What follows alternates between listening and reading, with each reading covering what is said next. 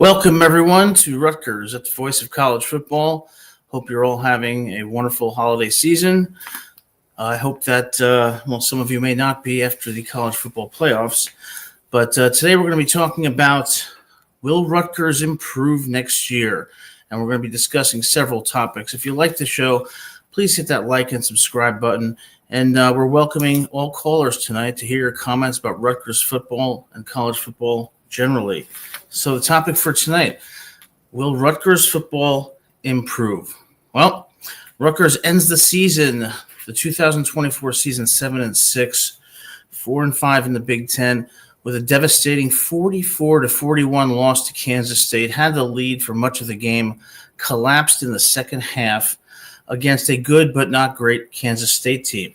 So let's review the season when trying to answer this question if Rutgers will improve.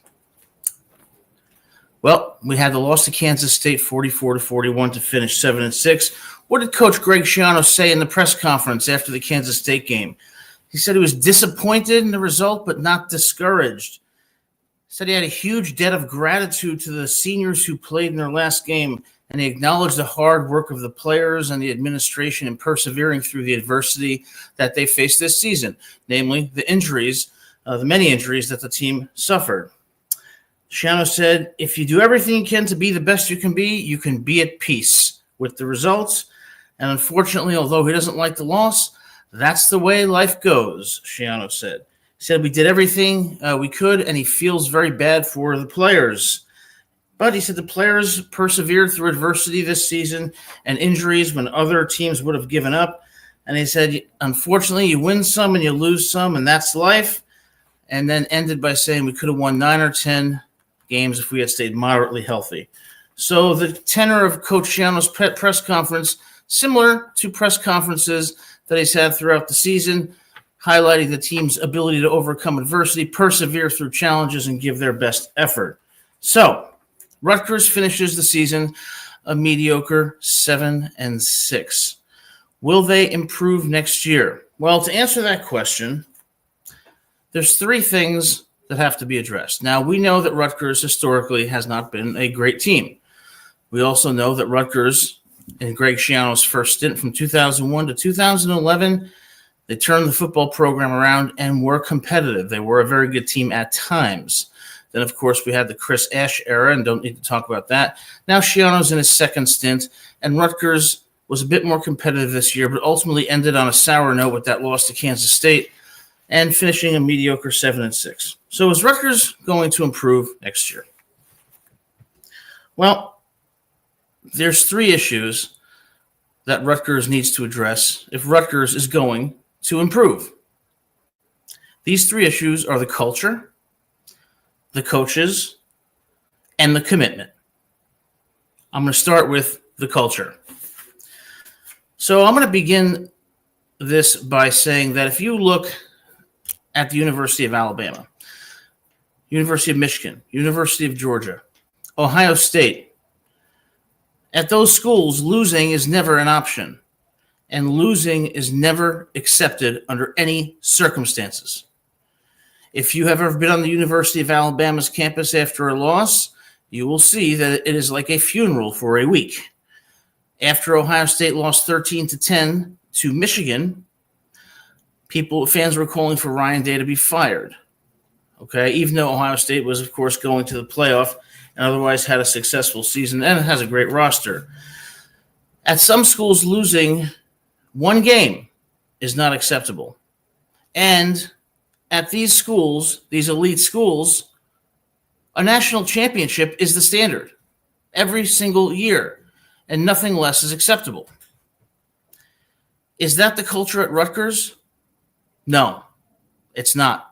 And that is a problem. For too long, fans have been willing to accept mediocrity when it comes to Rutgers. If they go 7-5, fans are happy.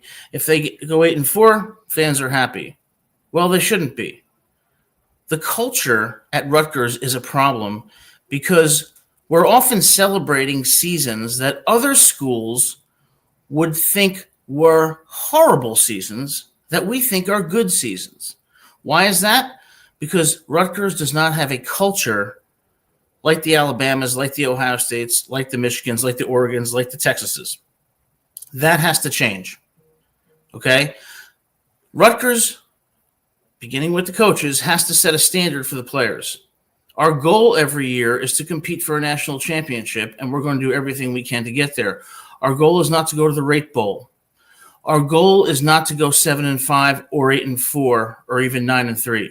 It is to make the college football playoffs every year and to compete for a national championship.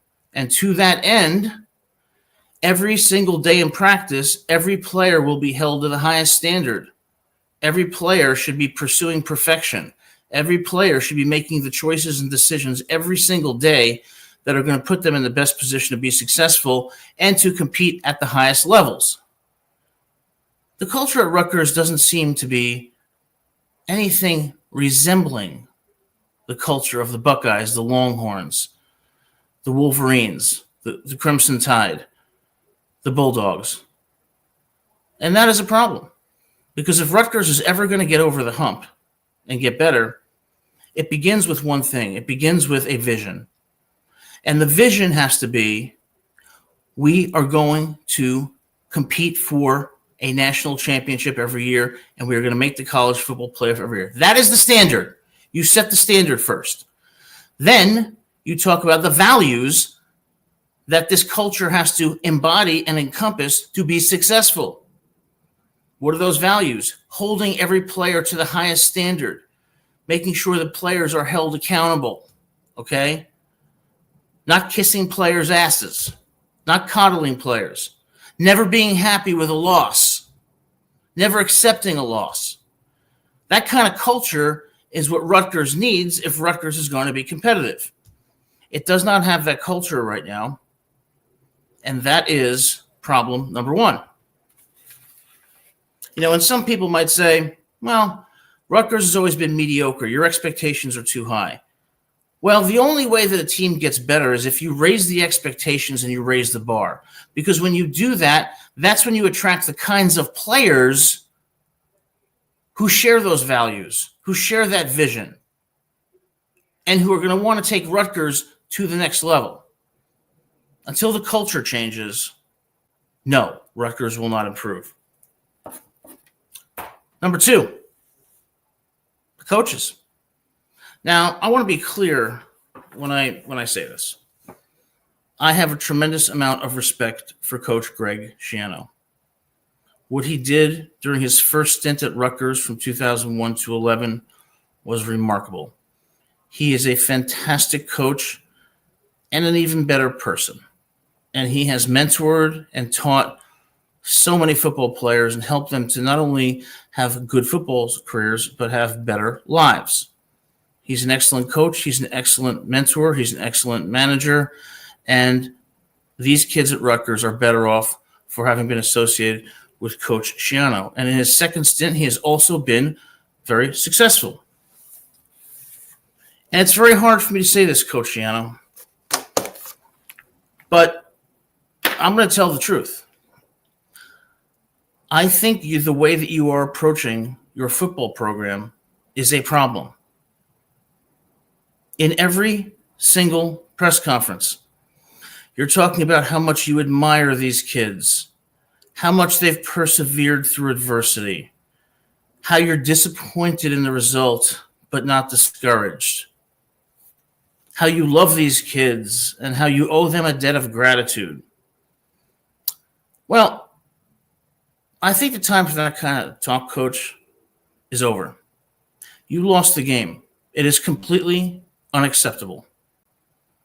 And these players need to be told that it's unacceptable and that you will not accept it.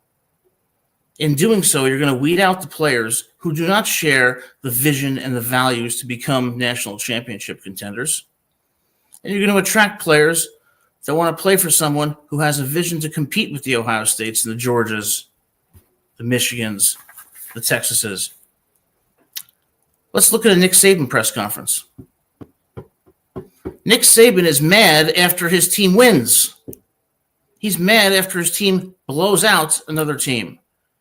You can see him on the sidelines in the fourth quarter yelling at players when they're up by 5 touchdowns and there's 2 minutes left in the fourth quarter.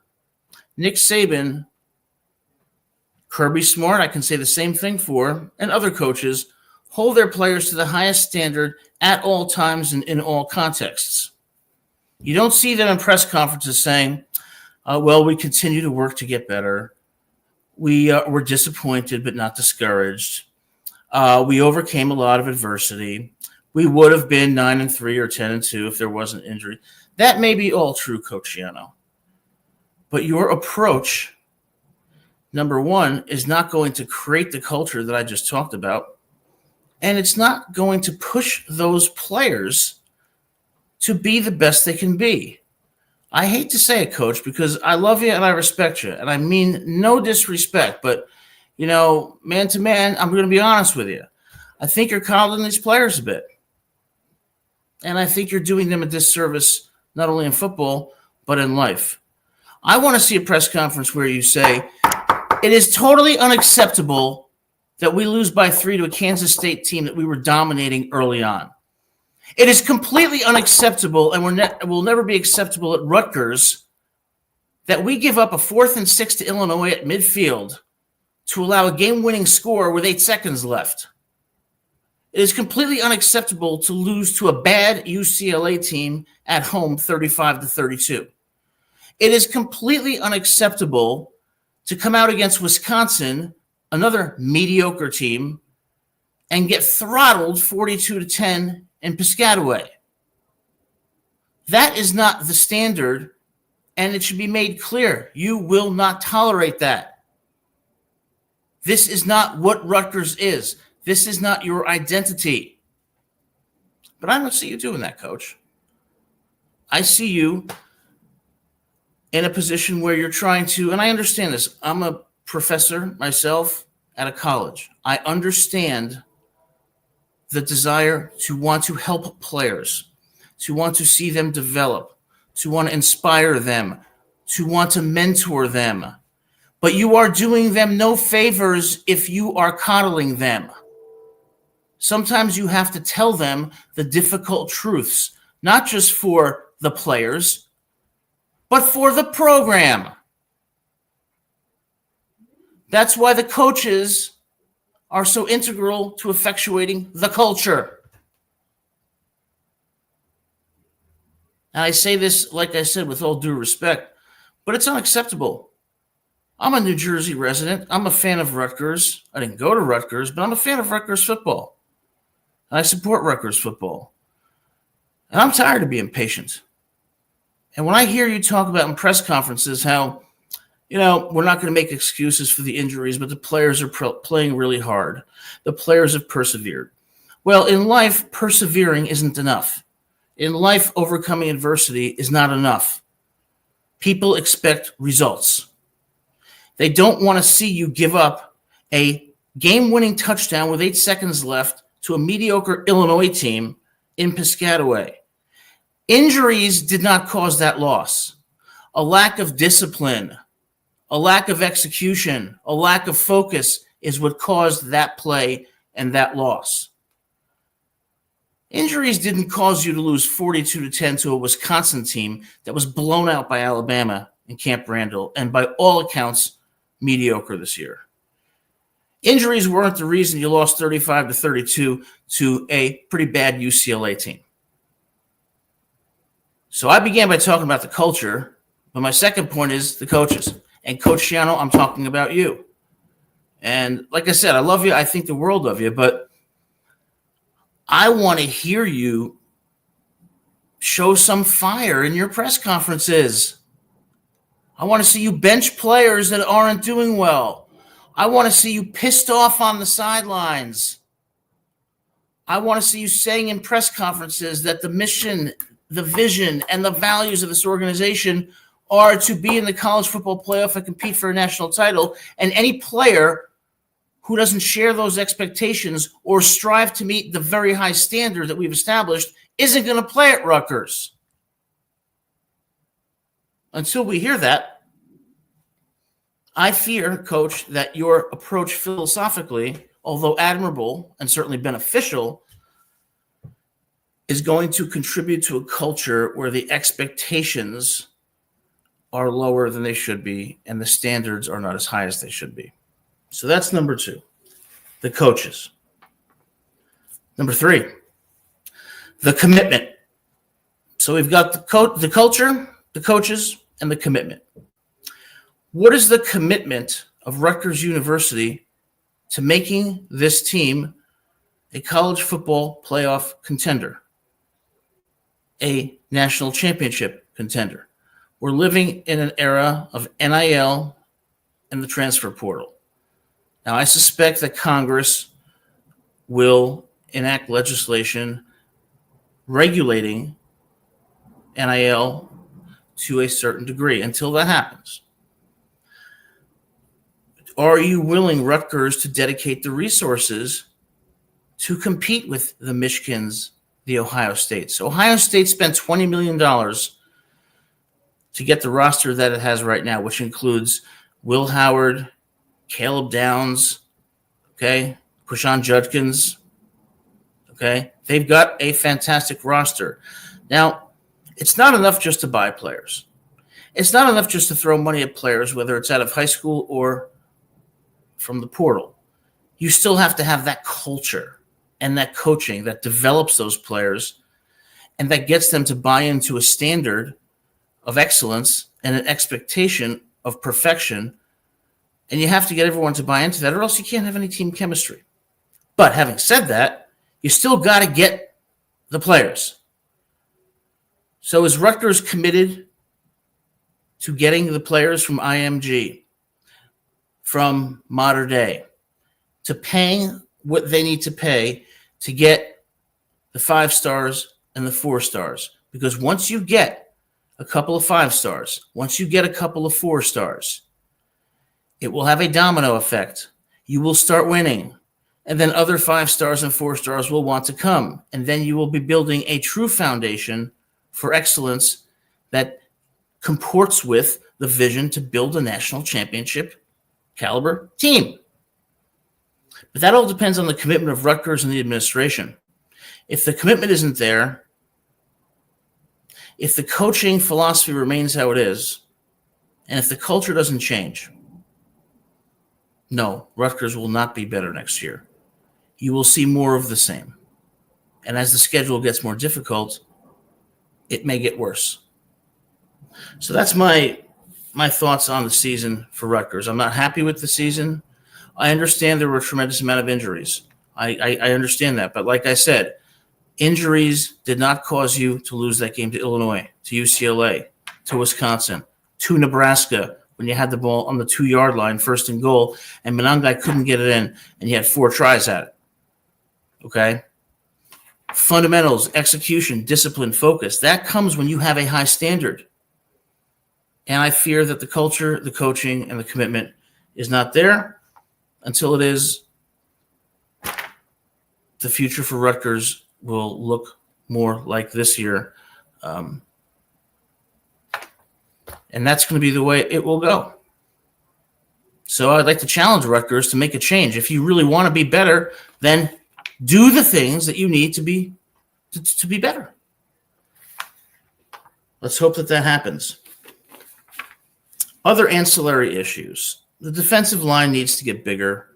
We need to get more stout on the defensive line. Okay, that's clear. And second, I know that Ethan Kaliakmanis, he's popular. He's had some very good games. But Ethan, you have to improve. Okay? You have flashes of greatness, but you also have valleys of inconsistency. Okay? Particularly when you are under pressure. If you don't get better, we're not going to win more games. Okay? You've got to improve at reading defenses, getting the ball out quicker, and doing so when under pressure. Because when you're under pressure, that's when I've seen you make the most mistakes. Now, you do have an outstanding arm and a pretty high ceiling. So I support you, and I hope that you do get better, but that's an area of improvement that we need. But it all comes down to culture, coaches, and commitment.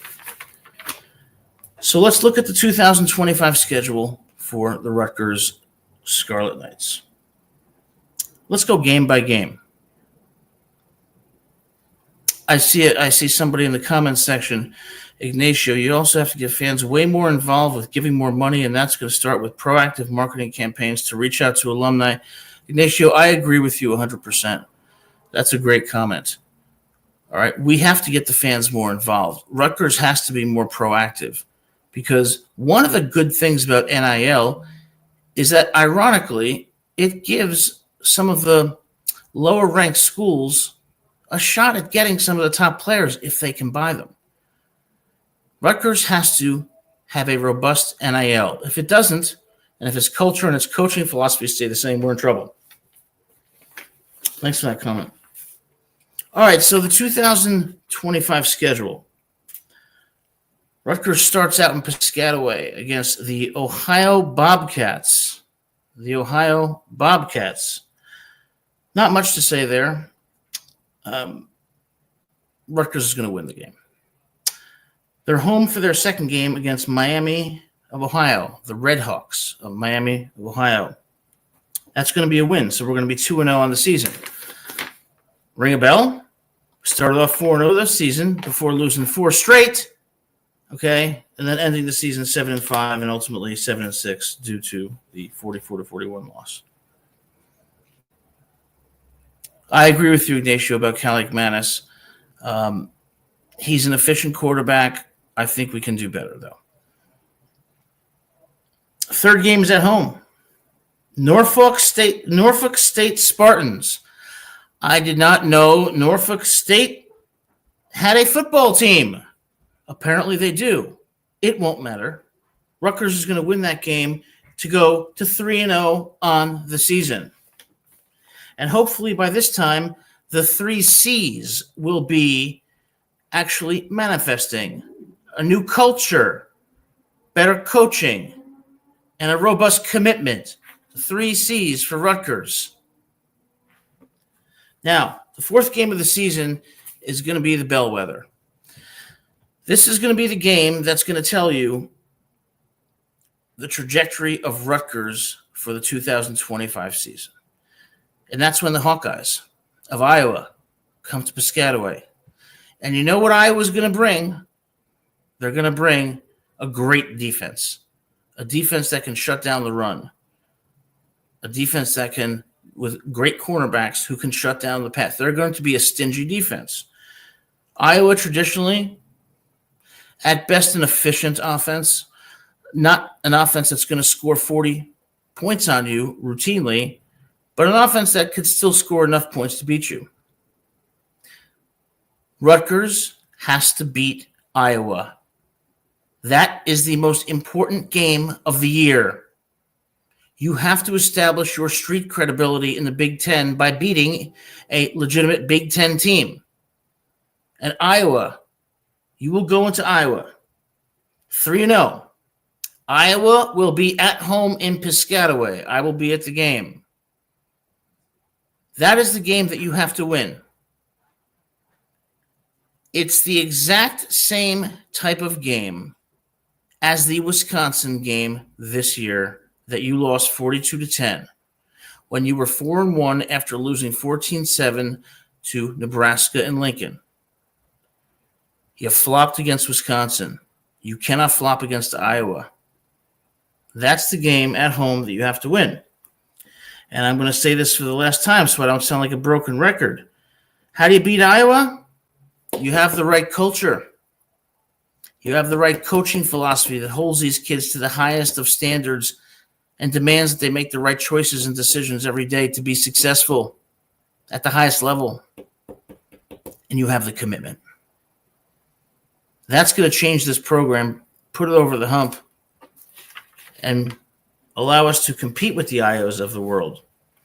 As of now, I'm going to reserve my prediction about what's going to happen with Iowa, but that will be the game that everyone should watch. After Iowa, Rutgers goes on the road to Minnesota, the Golden Gophers of Minnesota. Now, one thing about Rutgers, you have to beat the teams that you should beat. You have to beat the teams in close games. You have to win those 5 or 6 plays that determine the outcome of a game. It's not acceptable to lose by 3 to UCLA or lose on the second last play of the game to Illinois. Completely unacceptable. It's not acceptable to lose 14-7 to the Cornhuskers in Lincoln. If the game is close, it means you can win. And what that requires is winning those inches, winning those 5 or 6 critical plays that turn the game one way or another. And what's going to help you win those inches? The culture, the coaching, and the commitment.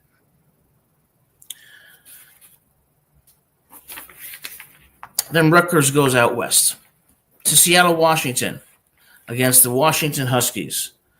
A deceptively difficult place to play. So here's what I'm gonna say. I'm gonna say that Rutgers starts out 3-0. I'm gonna predict a loss to the Iowa Hawkeyes at this point, unless the culture, the coaching, and the commitment changes. I'm gonna predict a win against Minnesota. So Rutgers is flying across the country into beautiful Seattle, 4-1. Okay. 4-1. Well, remember when Rutgers was 4-1 and had Wisconsin. Remember when Rutgers had Washington in Piscataway and won 21-18. Rutgers has to win this game. All of these games are games that will tell you if they are going to improve and get over the hump.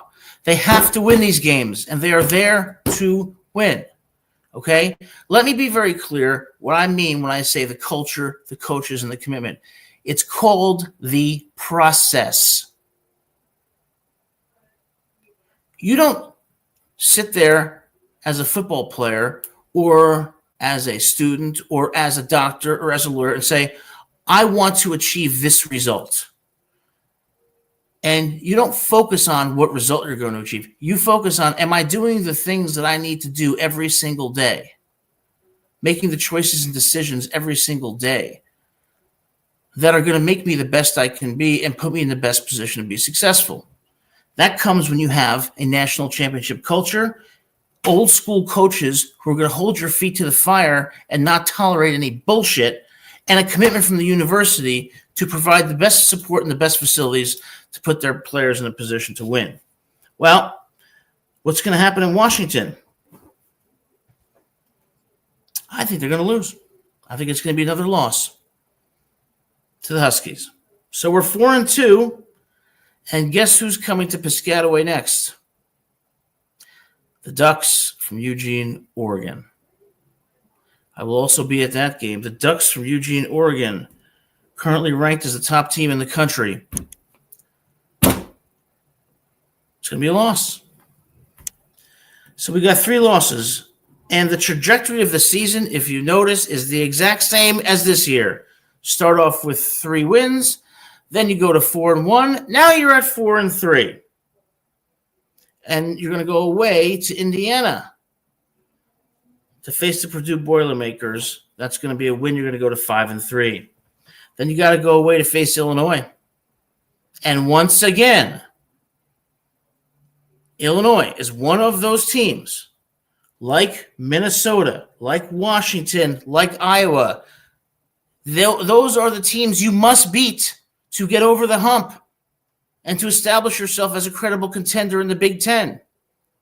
This year, you lost to Wisconsin. You lost to UCLA. You lost to Illinois. You lost to Nebraska.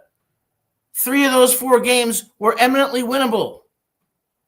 Illinois, you were ahead until 8 seconds left in the 4th quarter. UCLA lost by 3. Nebraska by 7. All those games were winnable, despite the injuries. You have to win the close games. But you can't win the close games and win those 5 or 6 plays that determine the outcome of a game unless that culture is the way it should be, the coaching is, and the commitment is there. Okay, I sound like a broken record, but for Christ's sake, How many people in the state of New Jersey are waiting for Rutgers to get over the hump? We're tired of being patient. So Illinois, Fighting Illini. I'm going to give that a win. I'm going to give that a victory. So we have, we are 5-3. I'm sorry, we will be 6-3 at this point with the Maryland Terrapins at home. We're going to beat Maryland. Maryland's one of those sneaky teams, always good enough to beat you, but never good enough to dominate you. I'm going to beat Maryland. So we got 3 losses with 2 games left. Then Rutgers is going to go to the place where I went to law school, Columbus, Ohio, the Ohio State Buckeyes, in the Horseshoe. What's going to happen? They're going to lose because Rutgers has a better culture. Rutgers has better coaching. And I'm sorry, because Ohio State has a better culture. Ohio State has better coaching, and Ohio State's university has a much more robust commitment. Bring us to 4 losses. Then we're home against Penn State. Never been a big fan of Unhappy Valley, primarily because Penn State's offenses have never been good enough to really take them deep into contention for a national title. They'll still be good, likely to be a loss.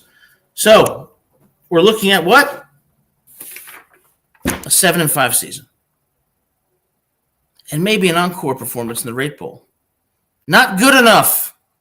Not good enough. So where does Rutgers need to snatch those wins from the jaws of defeat? Iowa. If you beat Iowa and go to 4-0, forget the record. What that is going to do is that is going to create confidence in your players. That is going to create confidence in your program. That is going to instill some degree of trepidation from other teams who say, this Rutgers team is for real. These New Jersey kids aren't messing around anymore. Okay? Because if you go 7-5, again, what does that mean? It means you're mediocre. Maybe it even means you're good. But like I tell my students every single week, practically, good isn't good enough. And it will never be acceptable at Rutgers. So you got to steal the Iowa game. You got to beat Iowa. Iowa's not going to score 30 points on you. They may score 23, and they may beat you 23-10 or 23-17. You must beat them. You got to take that loss that I've predicted against Washington and beat the Huskies in Seattle. All right? You should be preparing now for these games because the Iowa game is not only going to be the bellwether of the season, it's going to be the catalyst for which way this team goes. So I have it at 7-5. But if the culture changes, the coaching philosophy changes, and the commitment changes, even modestly, we may be able to steal that Iowa game. We may be able to beat the Huskies. But make no mistake, I have us at 7-5. It could easily be 6-6 because we're going to Illinois. And I have that as a win. We're going to Minnesota, which we beat only by a touchdown this year. The Golden Gophers, 26-19. We lost to Illinois. So I'm being a bit generous by giving you those wins, especially because both of them are on the road. So this is a 7-5 season. Could be 6-6. But until the coaching, the culture, the commitment changes, I don't see 8-4 and certainly don't see 9-3. And that's a shame because there's enough talent on this team to make that happen. And the 2024 schedule was the easiest schedule that Rutgers will see. 2025 is a bit tougher. Going forward, it's going to remain very difficult as Rutgers competes in the Big Ten. So, as we end this season, I want to end on a positive note and say, look, Coach Schiano, like I said before, we have a tremendous amount of respect for you. Okay, we do. I think you're a fantastic coach and a fantastic person who's made a difference in the lives of so many young people. And everybody appreciates that. But there needs to be a personality change at Rutgers.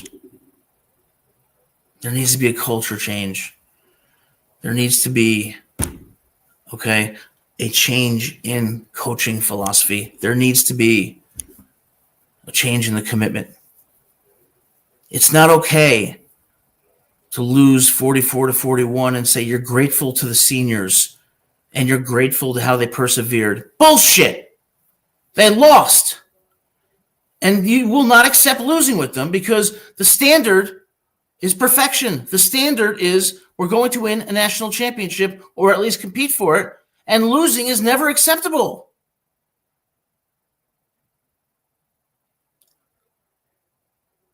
I want to hear you say that at the beginning of the 2025 season.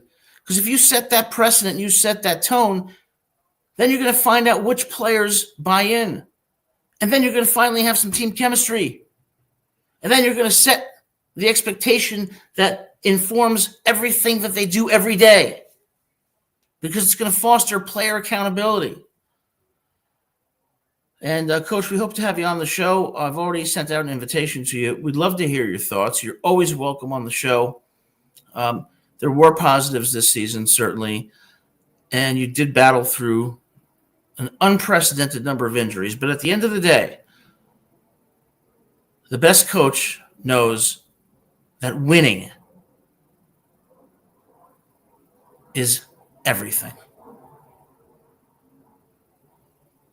But the only thing that's more important than winning is the effort to win. The effort to be perfect. If your players put in the effort to be perfect and they lose, well, then they can hold their heads held high. But they didn't do that against Wisconsin. They didn't do that against Illinois. They didn't do that against UCLA when Ethan Garbers is throwing touchdown passes like he's John Elway. So I'm going to end the show by saying what I have repeated about 10 times now. Will Rutgers improve next year? The answer is no, for the reasons I've stated, unless the 3 C's change. 1, the culture has to change. 2, the commitment of the university has to change. And number 3, the coaching philosophy and approach to the players has to change. Hope you all have enjoyed the show. We're going to be coming on every week at 7 p.m. live to discuss everything related to Rutgers football, recruiting, and all developments related to Rutgers football as they happen. We're also going to review the players on the roster and their prospects for next year. And it's going to be a fun offseason. If you enjoyed the show, please hit that like and subscribe button. We look forward to seeing you here next Monday. And if you have any comments, please include them in the comments section. Have a happy New Year and enjoy the quarterfinal round of the college football playoff. Take care.